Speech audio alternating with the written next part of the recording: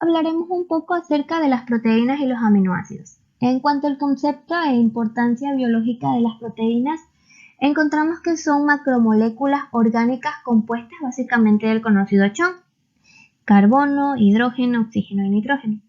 Además, pueden contener el azufre, el hierro y el fósforo. Estas proteínas son polímeros de aminoácidos unidos por enlaces peptídicos y son expresiones de información genética. En cuanto a su importancia biológica, esta radica en su abundancia en las células, su gran diversidad funcional y en que son específicas de cada ser vivo. Su abundancia en las células, en esta porque forman más del 50% de la materia una vez seca. En cuanto a su gran diversidad funcional, como consecuencia de tener pues, una estructura química variable, estas forman todas las estructuras de los seres vivos y también funcionan como biocatalizadores. Y pues en cuanto a que son específicas de cada ser vivo, por tener esta gran diversidad morfológica y una funcional, tienen como consecuencia la colonización de nuevos hábitats y apariencias de nuevas formas de vida por la evolución.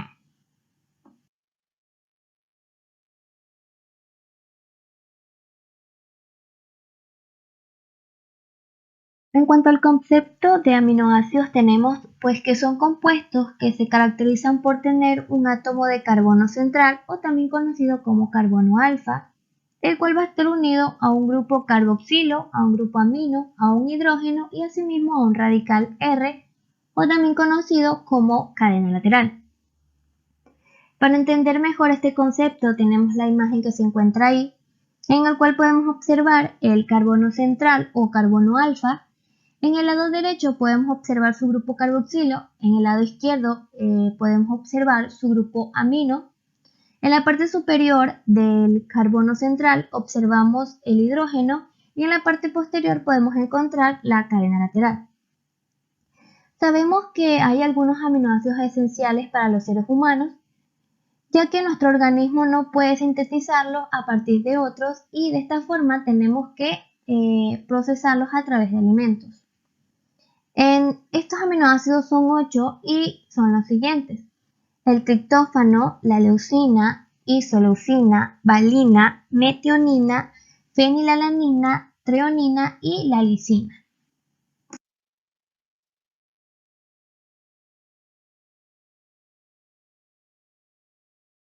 Entre las propiedades de los aminoácidos tenemos que los aminoácidos son sólidos, pero asimismo son solubles en agua.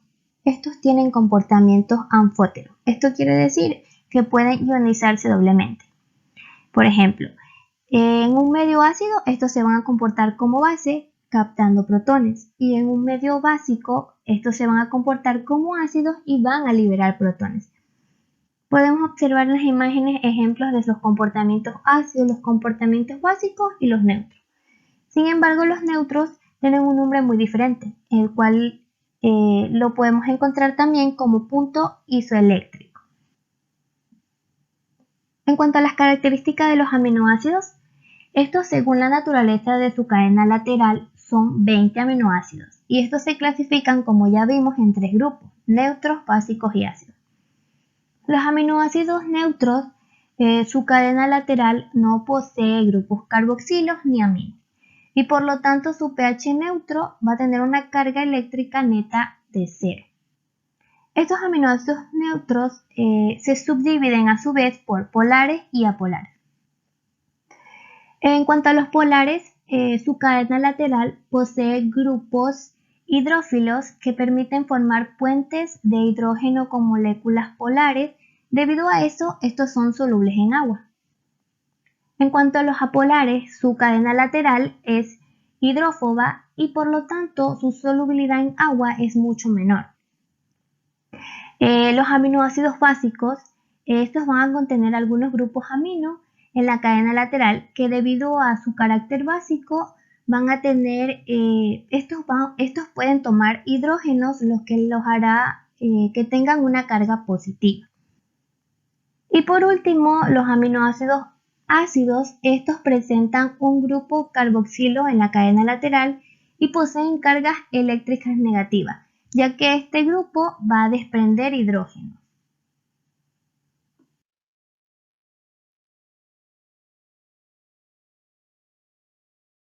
Para dar unos pequeños ejemplos de las clasificaciones de los aminoácidos tenemos lo siguiente. En cuanto a la clasificación de aminoácidos neutros tenemos la subdivisión de apolares y polares. Entonces, el ejemplo de los apolares podemos encontrar a la leucina y la isoleucina.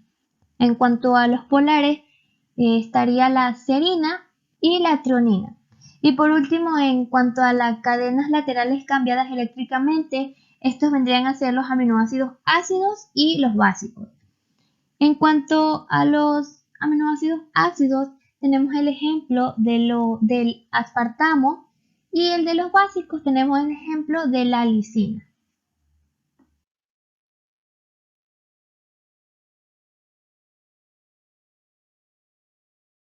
Un enlace peptídico es un enlace covalente que se establece entre el grupo carboxilo de un aminoácido y el grupo amino de otro, con el desprendimiento de una molécula de agua. Pues para entender mejor este concepto podemos observar en la imagen cómo dos aminoácidos para poder unirse desplazaron o desprendieron una molécula de agua para de esta forma poder formar el dipéptido.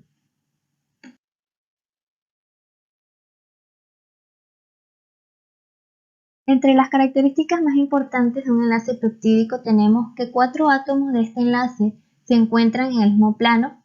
Asimismo, un enlace peptídico es plano y rígido, posee enlaces covalentes y tiene ciertos caracteres de doble enlace. En fin, podemos decir pues que un enlace peptídico es muy fuerte y resistente y de esta forma se comporta como un doble enlace para evitar giros.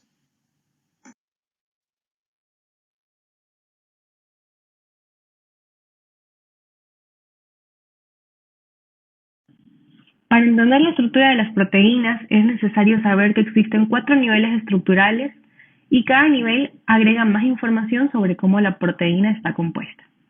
El primer nivel que veremos es la estructura primaria, donde se describe la secuencia de aminoácidos y se considera el tipo de aminoácido que la forma y el número de ellos.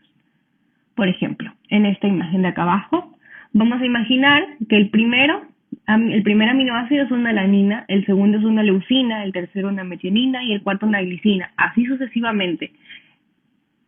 Ellos formarán una proteína específica, pero si yo reemplazo el primero, que era alanina, con una valina ahora, el resultado será completamente diferente aunque el resto de aminoácidos sean los mismos. Estos aminoácidos se unen mediante lazos peptídicos, que se forman por la unión del carbono y oxígeno del grupo ácido de un aminoácido y de un hidrógeno y nitrógeno del grupo amino de otro aminoácido. Y además se libera una molécula de agua después en este proceso. La estructura secundaria describe la disposición en el espacio de la estructura primaria, es decir, la forma que va adquiriendo. Existen dos formas principales, la alfa hélice y la beta laminar o lámina plegada. En la primera podemos imaginarnos su forma como la molécula de ARN, que no es precisamente una proteína, pero mantiene esta forma como de serpentina. Y la segunda, la de lámina plegada, vamos a imaginar un papel doblado en forma de acordeón o una especie de zigzag tridimensional. Okay. Esta forma, estos pliegues, lo adquieren porque los enlaces peptídicos están estabilizados por puentes de hidrógeno, por la forma en la que van a estar estabilizados y por la cantidad de puentes de hidrógeno que va a haber. La estructura terciaria, por otro lado, no es nada más que la disposición en el espacio de la estructura secundaria. Y vamos a tener información acerca de cómo interaccionan los radicales. Para esto vamos a imaginar a la proteína como un collar de perlas. Y vamos a querer unir la segunda perla con la novena perla. Para esto vamos a tener que doblar un poco el collar para que estas dos perlitas se alcancen. Asimismo pasa con las proteínas. Ellas adquieren esta forma entrecruzada y se mantienen y la mantienen mediante la unión de los radicales por enlaces disulfuro, por fuerzas de Van der Waals o por puentes de hidrógeno. En el caso de la estructura cuaternaria, no todas las proteínas la presentan. Esta solo está presente en las proteínas que tienen varias subunidades independientes o varias cadenas polipeptídicas que se tienen que unir mediante enlaces débiles para formar complejos proteicos.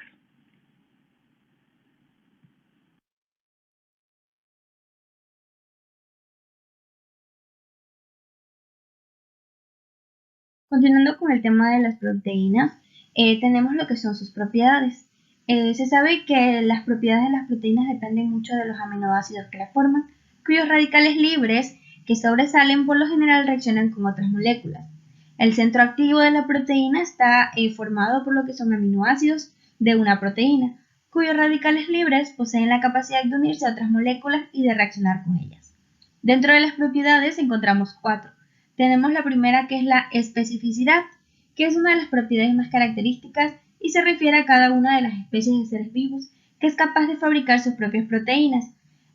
Aún dentro de una misma especie hay diferentes proteínas dentro de cada individuo. Esto no ocurre con lo que son los glúcidos y los lípidos, que son comunes a todos los seres vivos. La enorme diversidad proteica especifica es la consecuencia de múltiples combinaciones en lo que son los aminoácidos, lo cual está determinado específicamente por el ADN de cada individuo. La especificidad de las proteínas explica algunos fenómenos biológicos, como lo que es la compatibilidad, que puede ver ya sea en algún tipo de trasplante de órgano, en algún injerto, sueros sanguíneos o en otros procesos como los alérgicos o las infecciones. Como segunda propiedad tenemos a la desnaturalización. La desnaturalización de una proteína se refiere a la ruptura de los enlaces que mantienen sus estructuras cuaternarias, terciarias y secundarias, conservándose únicamente la primaria. En estos casos, las proteínas se transforman en lo que son filamentos lineales y muy delgados que se entrelazan hasta formar lo que son compuestos fibrosos e insolubles en agua. Los agentes que pueden desnaturalizar a una propiedad pueden ser ya sea el calor excesivo, sustancias que modifican el pH, alteraciones en las concentraciones, una alta concentración de salinidad o lo que es agitación molecular. El efecto más visible de estos fenómenos es que las proteínas se hacen menos solubles e insolubles y pierden lo que es su actividad biológica. Como tercera propiedad tenemos a lo que es la solubilidad. Las propiedades saben que son solubles en agua cuando adoptan una formación globular. La solubilidad es débil en lo que son los radicales libres de los aminoácidos, que al ionizarse establecen lo que son enlaces débiles con lo que son las moléculas de agua. Así como una proteína se solubiliza, queda cubierta de lo que es una capa de molécula de agua, que impide que se pueda unir a otras propiedades en sí de las proteínas, lo cual provoca lo que es una precipitación en esta. Estas propiedades es las que hacen posible la hidratación de lo que son nuestros tejidos en los seres humanos. Por último tenemos lo que es la propiedad conocida como amortiguadora, que esta proteína tiene un comportamiento anfótero y esto las hace capaces de neutralizar lo que son las variaciones de pH del medio, ya que pueden comportarse como un ácido o también como una base y por tanto liberar o retener lo que son protones de hidrógeno del medio en donde se encuentran.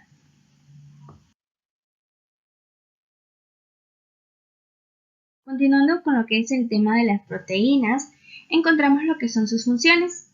Dentro de estas existen 10 y son de gran importancia, son variadas y diferenciadas. Las proteínas en sí determinan lo que es la forma y la estructura de las células y dirigen casi todos los procesos vitales. Las funciones de las proteínas son específicas de cada tipo de proteína y permiten lo que es generar defensas ante agentes externos, mantener su integridad, controlar y regular funciones y hasta reparar daños. Todos los tipos de proteínas realizan su función de la misma forma, por unión selectiva a lo que es la molécula. Dentro de estas, como ya los nombré, existen 10 y tenemos lo que es la primera, conocida como la función estructural. Esta posee lo que es un citoesqueleto de naturaleza proteica que constituye un almacén alrededor del cual se organizan todos los componentes y dirigen fenómenos tan importantes como lo que es el transporte intracelular y la división celular. En los tejidos del sostén, como son el conjuntivo, el óseo y el cartilaginoso, de lo que son los vertebrados, las fibras del colágeno poseen parte importante en lo que es la matriz extracelular y son las encargadas de conferir resistencia mecánica tanto a la tracción como a la compresión. Como segunda función tenemos a la enzimática. Se sabe que las proteínas cuya función es enzimática son las más especializadas y numerosas. Actúan como un biocatalizador, acelerando lo que son reacciones químicas del metabolismo. En su función como enzimas, las proteínas hacen uso de sus propiedades de poder interaccionar en forma específica con muy diversas moléculas. Luego tenemos lo que es la función hormonal. Algunas hormonas son de naturaleza proteica, como lo que es la insulina o el glucagón, que regulan lo que son los niveles de la glucosa en la sangre. También hormonas segregadas por la hipófisis, como lo que es la hormona del crecimiento, directamente involucrada en lo que es el crecimiento de los tejidos y músculos. Y en lo que es el mantenimiento y reparación del sistema inmunológico, o lo que es la calcitonina, que regula lo que es el metabolismo del calcio. Como cuarta tenemos la homeostática.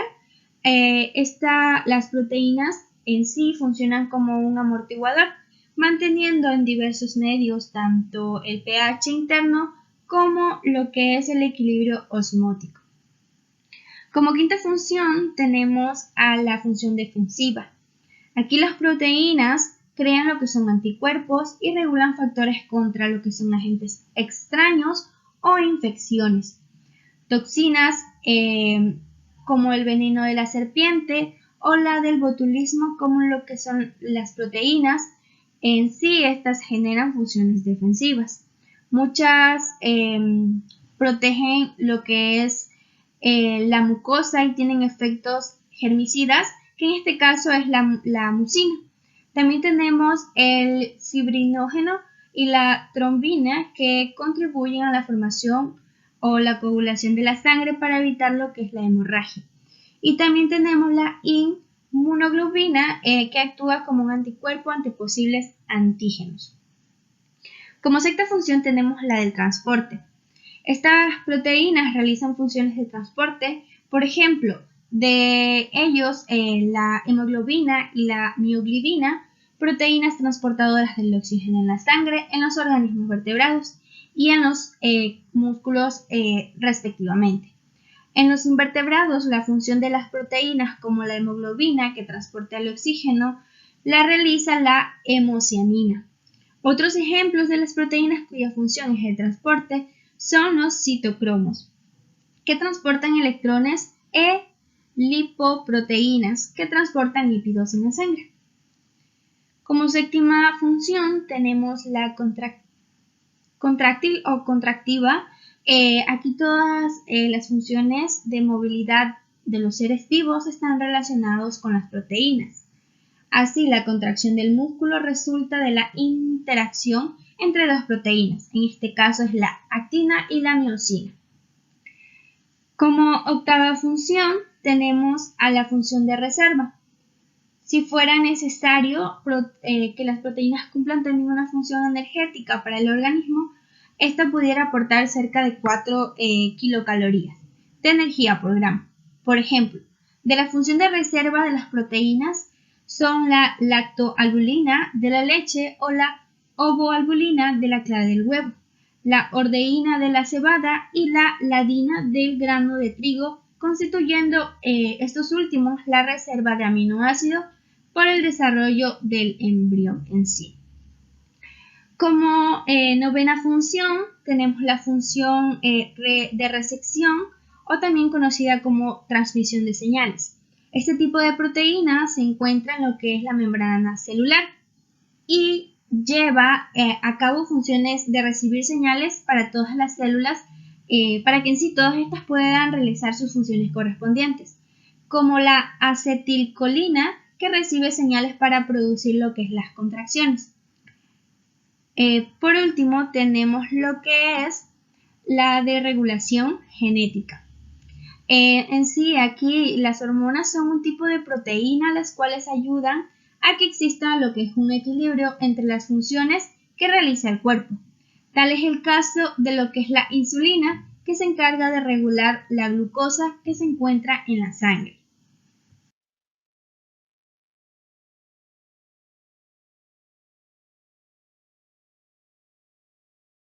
Ahora llegó el momento de hablar sobre las enzimas. Entonces, ¿qué son estos? Son estos biocatalizadores que se encargan de acelerar y mejorar los procesos metabólicos o todos esos procesos químicos que se encuentran en nuestro cuerpo. Lo que hacen es optimizar los recursos y disminuir los tiempos.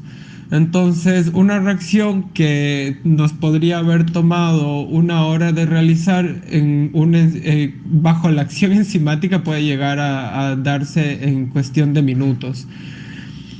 Son predominantemente proteicas, o sea, la naturaleza de las enzimas son proteínas globulares normalmente. Tienen una hidrosolubilidad bastante buena, lo cual les lleva a diluirse en agua. Su desnaturalización se da a través de los cambios o variaciones de pH y de temperatura, pero también tienen una alta estabilidad química, lo que les permite participar en estas reacciones que aceleran y no cambiar su estructura primaria. Adicional a esto, también tenemos que las enzimas se dividen en dos tipos de enzimas dependiendo de su origen. Entonces tenemos las aloenzimas que están divididas entre apoenzimas, que son el grupo proteico de las aloenzimas, y los cofactores, que son el grupo no proteico de las aloenzimas. Pero también están los holoproteínas, que son que están formadas por aminoácidos y que se encargan también de transformar y ayudar en los procesos químicos del cuerpo.